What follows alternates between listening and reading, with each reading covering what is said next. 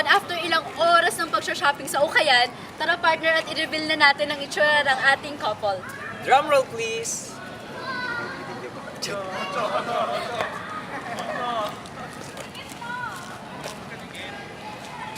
Oh, diba? Ang ganda ng damit ni Tina ngayon. Pero less than 500 pesos lang yan, ha? Kayo ba, RJ? Siyempre, papatalo ba naman kami ni Trebs? Oh, Trebs, tell us something about your look today. Dali naman, Valentine's sa Valentine's. Diba? Color red na nga, may heart pa.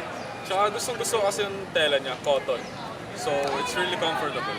Ito namang shorts ko, sobrang linis niya. Tapos, fit na fit lang sa akin. So, it's just right.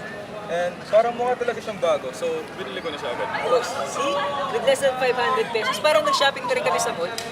Oh, what do you think, Tina? Ano naman masasabi mo sa damit ni Trebs? Maganda. Siyempre, hindi mawawala yung pagiging fashionista niya. Tapos, hindi mo nga akalaing galing Ukayan pala to, di ba? Mas lalo tuloy ako na-in-love sa kanya. Okay, tama na guys. Kinikilig ako sa inyo. O yun ba, siyempre tanongin naman natin si Trebs about sa look ni Martina. Okay, Na-starstruck sige, ka ba sa kanya?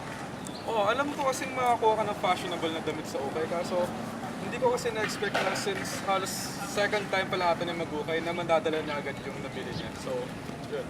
Really made our Valentine's more special. Okay, so bago namin kayo pakawalan at i-enjoy ang inyong romantic Valentine's date, tara na muna at mag-picture-picture partner. Tara! OOTD? Of course! Bro, go ako dyan. Sige. Parang boring sa ano lang. Hindi. Isa pang run. Tapos, tsaka ko Okay, so kaya pa naman battery. yung 2 bars pa. Sige. Okay. Guys, one more run? Cut!